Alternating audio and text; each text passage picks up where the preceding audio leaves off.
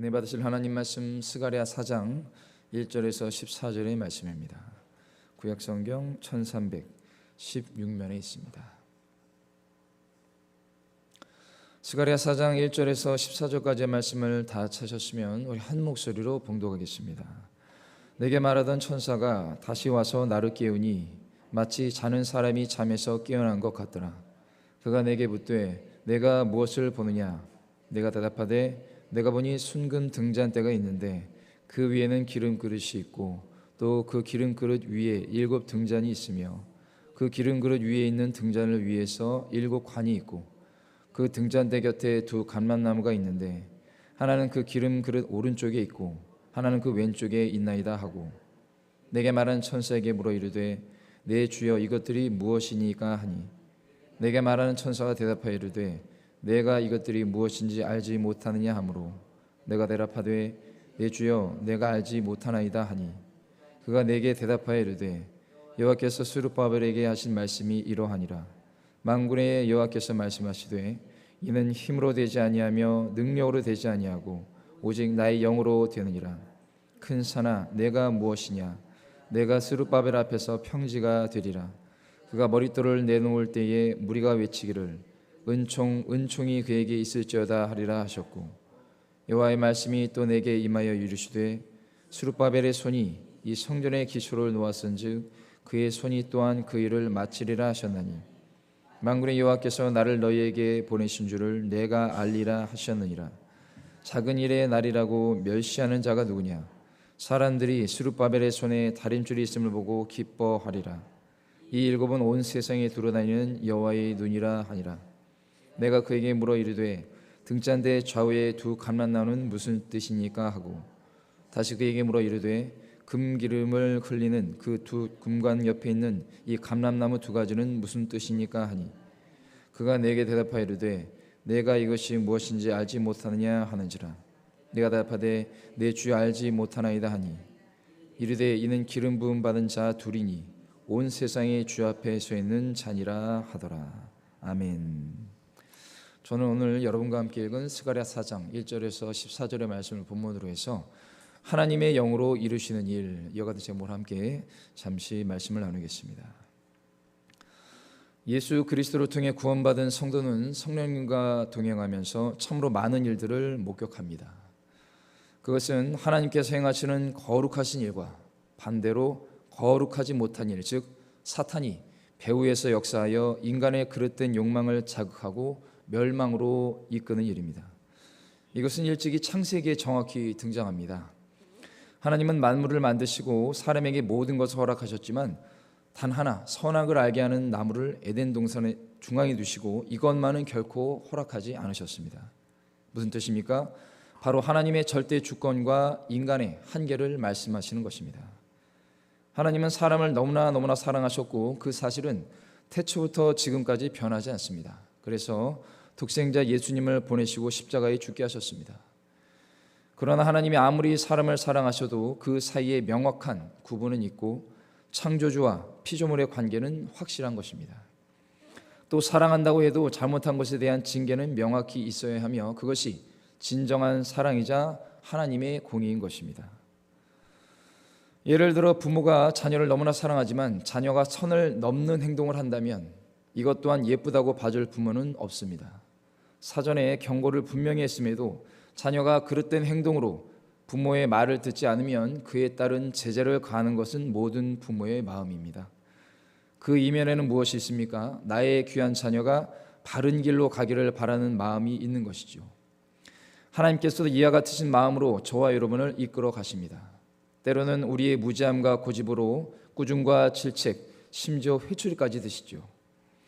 그렇게 아버지의 뜻을 깨닫는 사람은 맞을 때는 몰라도 맞고 난 이후에는 아버지의 사랑과 뜻을 잘 알게 되는 것입니다. 이것이 바로 놀라운 은혜입니다. 그러나 여러분, 이것은 우리 스스로 인간의 힘으로 알 수 없습니다. 그러면 어떻게 알게 되는 것입니까? 바로 하나님의 모든 깊은 것까지도 꿰뚫어 통찰하시는 성령님께서 저와 여러분에게 깨닫게 해 주시는 것입니다. 고린도전서 2장 10절 말씀에 오직 하나님의 성령으로 이것을 우리에게 보이셨으니 성령은 모든 것 곧 하나님의 깊은 것까지도 통달하시느니라. 아멘. 결국 하나님의 성령께서는 궁극적으로 우리를 통해 무엇을 성취하시려고 하시는 겁니까? 히브리서 12장 11절 말씀입니다. 무릇 징계가 당시에는 즐거워 보이지 않고 슬퍼 보이나 후에 그로 말미암아 연단받은 자들은 의와 평강의 열매를 맺느니라. 아멘. 그렇습니다, 여러분. 의와 평강은 하나님 나라의 대표적인 모습 중에 하나입니다. 그러나 오늘날 타락한 세상은 이러한 의와 평강을 찾아보기 힘들죠. 여러분 잘 아시겠지만 최근 캄보디아에서 일어나는 끔찍한 사건들은 우리의 눈과 귀를 의심하게 만듭니다. 또 며칠 전에 보니까 캄보디아에서 30대 한국인 여성이 숨진 채 발견되어 수사 중이라고 하죠. 놀라운 사실은 중국인 부부가 시신 유기 혐의로 체포되어 조사를 받고 있다는 것이고, 이 숨진 한국 여성은 범죄 단체의 모집책이라는 것입니다. 그에 앞서 우리나라 20대 청년도 숨진 사건이 있었죠. 그 동영상으로도 뉴스에 나왔습니다. 그런데 여기서 잠시 생각해 볼 것은 지난 2023년 그 뉴스에 나온 내용입니다. 2023년 캄보디아에서 납치 및 감금된 한국인은 221명으로 2022년 11명에 대비해서 무려 20배 가까이 급증했다고 합니다. 그리고 올해 상반기에만 해도 지금 1월에서 6월까지만 해도 212명이 피해를 입었고, 연간 피해 규모가 그 2024년에 비해 2배에 이를 수 있다고 하는데 보통 심각한 문제가 아닌 것 같습니다.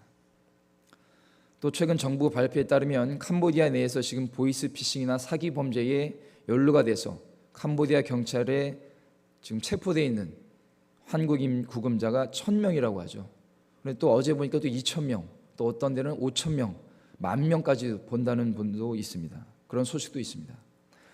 그런데 여러분, 이들이 왜 그런 일에 연루가 되었을까요?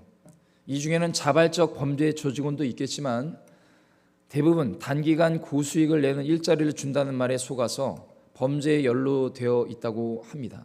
어쨌든 결국 바람직하지 못한 생각, 즉 의롭지 못한 생각이 개인에게 참사를 불러온 것입니다.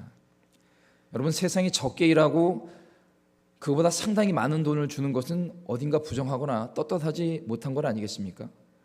세상에 공짜는 없지요. 무엇보다 그 나라에 갔던 사람들은 나름대로 좋은 생각을 갖고 열심히 해보자는 마음으로 갖는 사람들이 일부 있을지 모르겠지만 오늘날 세상은 그렇게 쉽지가 않습니다.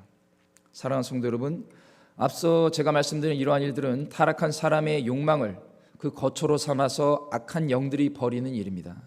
그러므로 우리는 오직 성령으로 충만함을 받아서 하나님의 성령이 하시는 일과 더러운 사탄이 벌이는 일을 명확히 구별하여 나도 살고 남도 살리는 거룩한 삶을 살아가시기를 예수님의 이름으로 간절히 축원을 드립니다. 주님이 우리를 구원하신 이유가 바로 여기에 있습니다. 나만 예수님을 믿고 천국을 가는 것이 아니라 아직도 예수님을 믿지 않고 있거나 혹은 믿다가 타락한 영혼이 있다면 다시 권면하고 또 회개하여 예수를 믿고 천국으로 함께 가는 것입니다. 그러므로 때론 나의 무지함과 고집으로 아버지의 징계를 받고 깨달아 더 위험한 길로 가지 않고 생명의 길로 걸어가는 것은 저와 여러분에게 최고의 축복입니다. 혹여 그럼에도 감사할 것이 없다고 여기는 분이 계시다면 이렇게 생각해야 됩니다. 나 같은 죄인이 하나님께 선택을 받아 예수님을 구주로 믿고 영생을 얻은 그 자체가 세상에서 가장 감사할 일인 것입니다. 이것이 날마다 감사의 제목이라는 사실을 우리는 기억해야 합니다. 나아가 이런 사실을 입술로 선포하고 긍정적인 고백을 하며 지금도 우리 주변의 거짓과 술수에 빠져 지옥을 향해 가는 영혼에게 구원의 길이신 예수님을 전하시는 우리 성산순복음교회 모든 성도님들이 되시기를 주님의 이름으로 다시 한번 축원을 드립니다. 오늘 본문은 스가랴 선지자가 5번째 본 환상으로 성전 재건을 앞두고 어려움에 처한 백성들에게 하나님이 주시는 위로와 격려의 메시지를 담고 있습니다. 전체적인 내용은 하나님의 성전 재건 역사가 사람의 힘이나 능력으로 되는 것이 아니라 오직 하나님의 영으로 이루어질 것임을 강조하며 스룹바벨에게 사명을 완수할 용기와 힘을 불어 넣어주시는 내용인 것입니다. 1절의 말씀을 다시 봅니다. 내게 말하던 천사가 다시 와서 나를 깨우니 마치 자는 사람이 잠에서 깨어난 것 같더라. 스가랴가 잠을 잤다기보다는 이전에 앞서 본 환상들의 충격으로 잠시 기절하거나 또는 깊은 생각에 잠겨 있었던 것으로 보입니다. 결국 천사가 그를 다시 깨워 새로운 환상을 보여주죠. 이처럼 성도는 늘 영적으로 깨어 있어야 합니다. 그러나 어떤 성도들은 많은 세상의 일들과 염려와 근심으로 자기도 모르게 영적으로 주님께 집중하지 못하고 도리어 잠자고 있을 때도 있습니다. 그럴 때 하나님께서는 기록된 말씀을 통해 저와 여러분에게 주님의 뜻을 알리십니다. 2절의 말씀입니다. 그가 내게 묻되 내가 무엇을 보느냐? 내가 대답하되 내가 보니 순금 등잔대가 있는데 그 위에는 기름 그릇이 있고 또 그 기름 그릇 위에 7 등잔이 있으며 그 기름 그릇 위에 있는 등잔을 위해서 7 관이 있고, 이렇게 말합니다. 스가랴가 본 것은 먼저 순금으로 되어 있는 등잔대였습니다. 여러분, 이 등잔대는 히브리 원어로 보면 메노라라고 합니다. 메노라, 등대, 즉 촛대를 말하죠. 촛대는 불꽃이 붙어야 하고 이를 통해 주변을 환히 밝혀줍니다. 특히 촛대는 교회를 상징합니다. 요한계시록 1장 20절 말씀에 내가 본 것은 내 오른손에 7별의 비밀과 또 7금 촛대라. 7별은 7교회의 사자요 7 촛대는 7 교회니라. 아멘. 이어서 그 순금 등잔대에는 7 등잔이 뻗어나와 있으며 촉거지가 아주 많았고 각각 불을 밝히고 있었습니다. 여기서 등잔은 히브리어로 니르라고 합니다. 등불, 촛불을 말합니다. 즉 7 등잔은 하나님의 7명이신 성령을 상징합니다. 요한계시록 4장 5절 말씀에 보좌로부터 번개와 음성과 우레소리가 나고 보좌 앞에 켠 등불 7이 있으니 이는 하나님의 7명이라.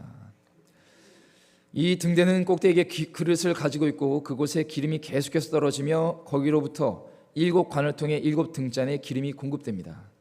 따라서 사람이 돌보지 않아도 각 등잔은 소모되는 만큼의 속도로 기름을 계속 공급받게 되는 것이죠. 특히 기름이 모자란다거나 또는 지나치게 과도하게 공급됨이 없이 항상 깨끗하게 타올랐다는 것인데, 더욱 놀라운 사실은 그릇에 기름을 공급하는 사람의 손길이 없어도 계속해서 기름이 공급되었다는 사실입니다. 그 이유는 무엇입니까? 3절의 말씀입니다. 그 등잔대 곁에 2 감람나무가 있는데 하나는 그 기름 그릇 오른쪽에 있고 하나는 그 왼쪽에 있나이다 하고. 그렇습니다, 여러분. 기름은 저절로 계속해서 그릇에 공급되었으며 거기서 2개의 큰 관을 통해 기름을 작은 관들로 공급하였고 그렇게 기름은 등잔에까지 이르게 된 것입니다. 따라서 이 등잔대를 보살필 사람이 전혀 필요치 않았습니다. 이것은 하나님께서 사람이나 그 어떤 세상의 도움 없이 하나님의 교회에 대한 은혜로운 목적을 이루실 수 있는 것과 또 자주 그렇게 하심을 나타내시는 것입니다. 우리는 이 진리를 기억해야 합니다. 어떤 사람들은 자신이 얻은 부귀 영화와 공명을 하나님께서 주셨다고 말하면서도 교회가 필요로 하는 일에 대해 너무나 인색하거나 조건을 따지고 남과 비교하며 심지어 대가를 바라는 사람들도 있습니다. 사랑하는 성도 여러분, 하나님이 우리에게 길을 여시고 그 가운데 우리의 수고와 눈물 그리고 피와 땀이 있는 것도 사실입니다. 그러나 그 또한 하나님께서 가장 먼저 우리에게 한 가지 허락하지 않으셨다면 이룰 수 없다는 것도 우리는 알아야 됩니다. 그것이 무엇입니까? 바로 생명입니다. 생명. 나에게 오늘까지 호흡을 연장해 주셨기 때문에 우리가 생각하고 땀 흘리고 노력할 수 있었던 것입니다. 그럼에도 하나님의 일이나 교회에 대해서 어떤 일에 대해 내가 아니면 안 된다 이렇게 생각하고 그로 인해 공동체를 어렵게 하며 교우 관계를 힘들게 만드는 사람이 있다면 이것은 대단한 착각이며 하나님의 마음을 근심시켜 드리는 일인 것을 깨달아야 합니다. 하나님은 그 누구도 사용하시고 준비시키셔서 하나님의 일을 하나님의 계획과 방법으로 성취해 가시는 것입니다.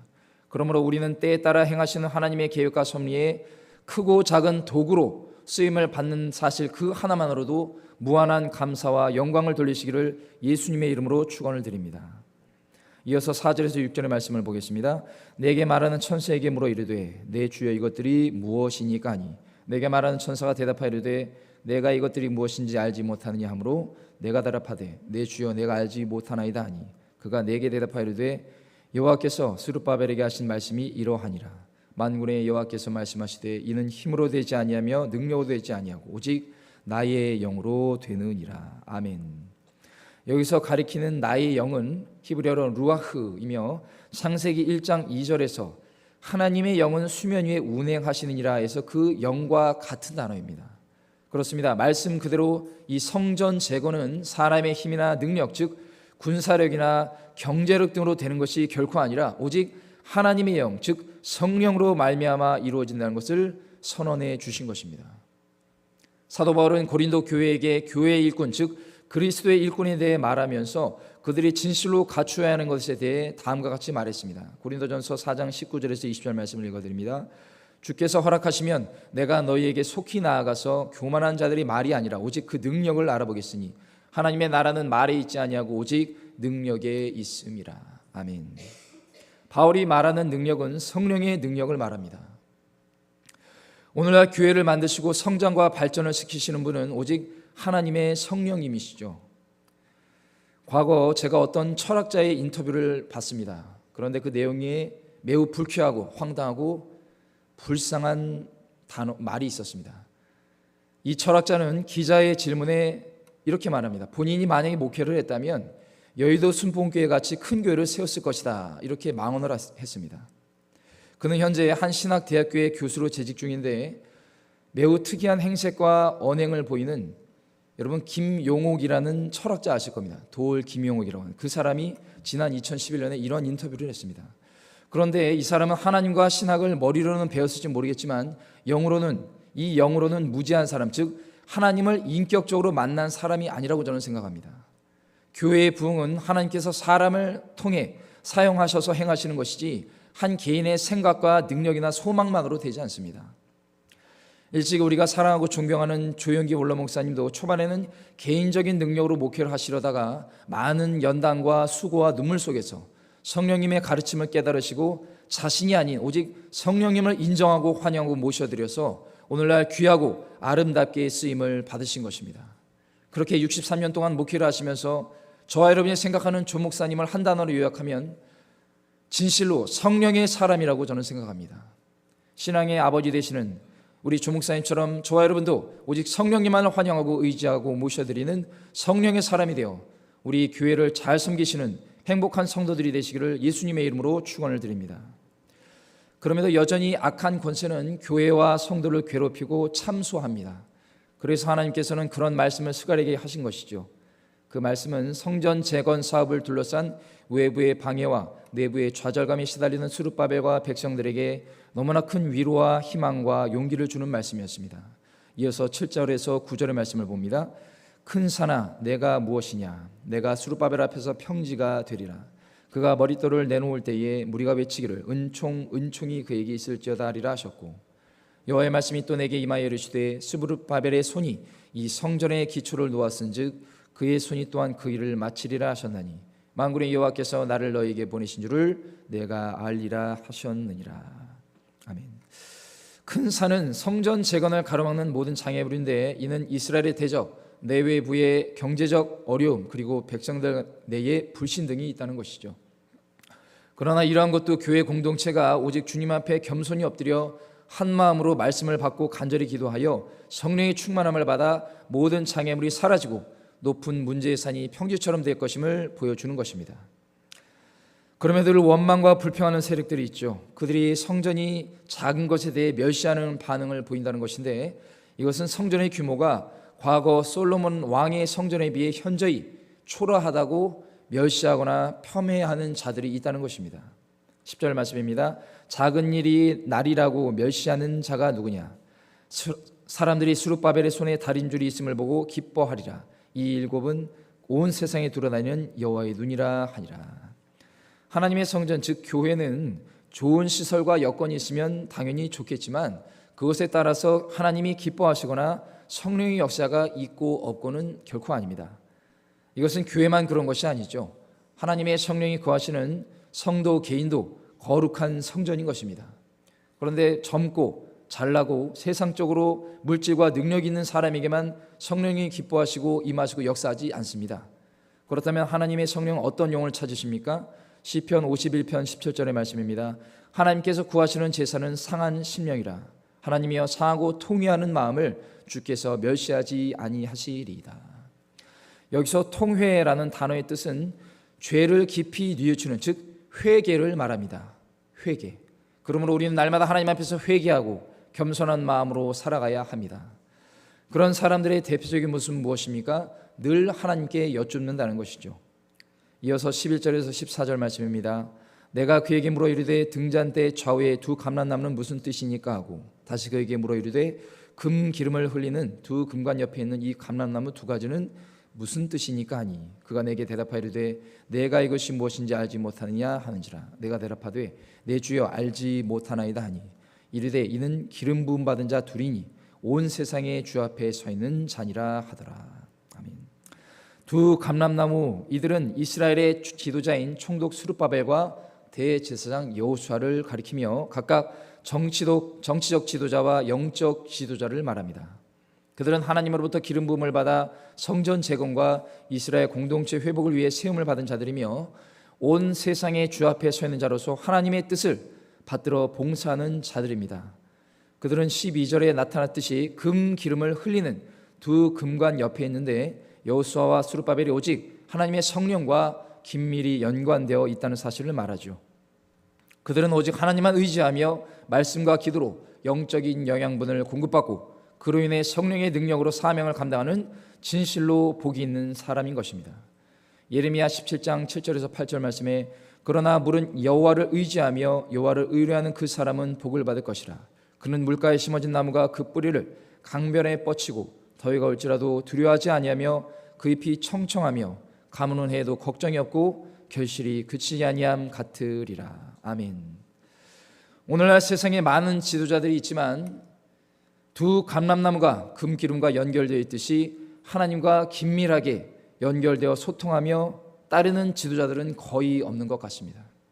부정한 돈과 타락한 권력에 줄을 서는 것은 물론 더 높은 권력을 쟁취하기 위해서라면 하나님도 자기 입맛대로 갖다 쓰고 버리는 정신나간 사람들도 있습니다. 대표적으로 특정 교회에서 출석이 불량해서 교적이 정리가 되었는데 공공연하게 많은 사람들 앞에서 자신이 특정 교회의 집사라고 거짓말을 했고 또 이렇게 입만 열면 거짓말하는 사람과 추종 세력들 때문에 오늘 우리나라와 국민들이 힘든 것이 아닌가 생각합니다. 무엇보다 권력자들의 거짓말은 국내에서 통할지 몰라도 국제사회에서는 결코 통하지 않습니다. 이처럼 거짓말과 이러한 것으로 일삼아 살아가는 사람들과 단체는 하나님의 철퇴를 맞는 것입니다. 요한계시록 21장 8절 말씀에 그러나 두려워하는 자들과 믿지 아니하는 자들과 흉악한 자들과 살인자들과 음행하는 자들과 점술가들과 우상 숭배자들과 거짓말하는 모든 자들은 불과 영으로 타는 못에 던져지리니 이것이 둘째 사망이라. 그러므로 사랑하는 성도 여러분, 우리는 하나님의 공의와 심판을 확실히 믿고 말씀으로 깨달아 오직 하나님께 연결되어 부족한 우리에게 성령의 기름이 날마다 충만하게 공급되어 그리스도의 장성한 분량에 이르는 천국 백성이 다 되시기를 예수님의 이름으로 축원을 드립니다. 말씀 맺겠습니다. 초대 교회도 부흥하던 때에 내부의 문제로 인해 성도 간의 오해와 상처로 위기를 겪을 뻔한 일이 사도행전 6장에 나옵니다. 교회가 부흥하면서 성도들의 유입이 많아지자 교회에 구제가 필요한 사람들이 있었는데 이때 공평한 분배가 이루어지지 않았던 것 같습니다. 그래서 헬라파 유대인들이 자기의 과부들이 매일의 구제에 빠짐으로 히브리파 사람을 원망했다라고 6장 초반에 나옵니다. 그 문제가 무엇인지 성경은 정확히 기록하고 있지 않지만 성경은 이 문제를 어떻게 해결하고 있는지에 더욱 초점을 맞추고 있습니다. 그것은 바로 성령이 충만한 성도들을 세워 행정 업무를 치르게 했고 사도들은 기도와 말씀 사역에 집중했다는 사실입니다. 사도행전 6장 3절에서 6절 말씀을 읽어드립니다. 형제들아 너희 가운데서 성령과 지혜가 충만하여 칭찬받는 사람 7을 택하라. 우리가 이 일을 그들에게 맡기고 우리는 오로지 기도하는 일과 말씀 사역에 힘쓰리라 하니 온 무리가 이 말을 기뻐하여 믿음과 성령이 충만한 사람 스데반과 또 빌립과 브로고로와 니가노로와 디몬과 바네마와 유대교에 입교했던 안디옥 사람 니고라를 택하여 사도들 앞에 세우니 사도들이 기도하고 그들에게 안수하니라. 아멘. 여기서 주목할 것은 성령과 지혜가 충만하여 칭찬을 받는 사람 7을 택했고 이들이 교회의 크고 작은 문제들을 도맡아 해결하여 사도들이 사역에 더욱 집중할 수 있도록 도왔다는 것입니다. 그 결과는 다음 7절에 있습니다. 사도행전 6장 7절에 하나님의 말씀이 점점 왕성하여 예루살렘에 있는 제자의 수가 더 심히 많아지고 허다한 제사장의 무리도 이도에 복종하니라. 아멘. 사랑하는 성도 여러분, 이처럼 하나님을 사랑하고 교회와 공동체를 진실로 아끼고 섬기는 영혼에게 성령이 충만하게 임하시어 하나님의 영광을 친히 나타내시며 교회를 굳건하게 세우시는 것입니다. 이것은 오직 하나님께서 하시는 일입니다. 그러므로 저와 여러분, 오직 우리 개인의 삶은 물론 가정과 직장과 사업체 그리고 지구역과 교회 가운데 하나님의 성령으로 이루신 일을 목격하고 오직 하나님께만 영광을 돌리며 아직도 믿지 않고 지옥을 향해 가는 불쌍한 영혼에게 구원의 예수님을 전하고 또 전하는 거룩한 천국 백성이 되기를 예수님의 이름으로 축원을 드립니다. 기도하겠습니다.